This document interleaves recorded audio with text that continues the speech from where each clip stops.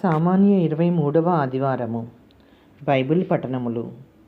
మొదటి పఠనము యెషయా గ్రంథము 35వ అధ్యాయము 4వ వచనము నుండి 7వ వచనము వరకు. మీరు ధైర్యము తెచ్చుకొనుడు, భయపడకుడు. శత్రువులకు ప్రతీకారము చేయుటకును విరోధులను శిక్షించి మిమ్ము కాపాడుటకును మీ దేవుడు వచ్చుచున్నాడు అని మీరు నిరుత్సాహము చెందిన వారితో నుడువుడు. అప్పుడు గ్రుడ్డివారు చూతురు, చెవిటివారు విందురు, కుంటివారు లేడివలే గంతులు వేయుదురు, మూగవారు సంతసముతో కేకలిడుదురు. మరుభూమిలో ఏరులు పారును, ఎండిన నేల సరస్సగును, మాడిన నేలలలో నీటి బుగ్గలు పుట్టును. పూర్వము నక్కలు వసించిన పొదలలో తుంగలను జమ్ములను ఎదుగును. ఇది ప్రభువు వాక్కు. సర్వేశ్వరునికి వందనములు.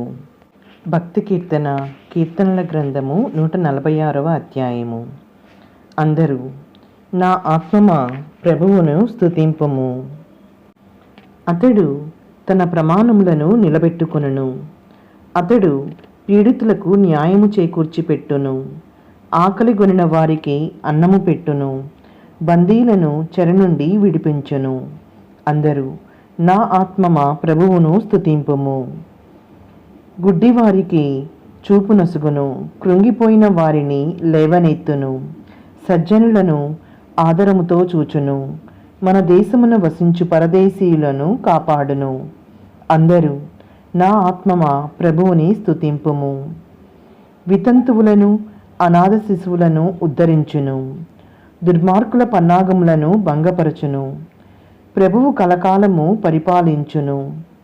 సియోను, నీ దేవుడు నిత్యము రాజ్యపాలనము చేయును. మీరు ప్రభువును స్తుతింపుడు. అందరూ నా ఆత్మమా ప్రభువుని స్తుతింపుము. రెండవ పఠనము పునీత యాకోబు గారు రాసిన లేఖ 2వ అధ్యాయము 1వ వచనం నుండి 5వ వచనము వరకు. నా సోదరులారా, మీరు ప్రజల పట్ల పక్షపాతము లేకుండా ఉండవలెను. మీరు మహిమోపేతుడగు యేసుక్రీస్తు ప్రభువునందు విశ్వాసము కలవారు కదా. వేలికి బంగారము ఉంగరముతో మంచి దుస్తులు ధరించిన ధనికుడొకడు మీ సమావేశమున ప్రవేశించననుకొనుడు.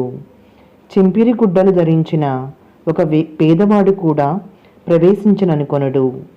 ఈ ఉన్నత సింహాసనమును అలంకరింపుడు అని మంచి దుస్తులు ధరించిన వ్యక్తితో ఎక్కువ మర్యాదగను, నీవు అక్కడ నిలువుము లేదా ఇక్కడ నా పాదపీఠమునకు సమీపమున గల నేలపై కూర్చుండుము అని పేదవానితోనూ పలుకరాదు.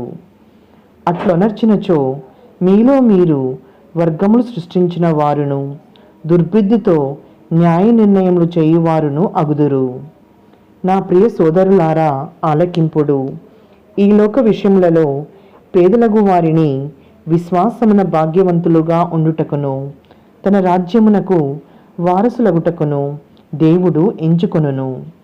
తనను ప్రేమించు వారికి ఆ రాజ్యమును వాగ్దానమనర్చెను. ఇది ప్రభువు వాక్కు. సర్వేశ్వరునికి వందనములు. ఆమేన్.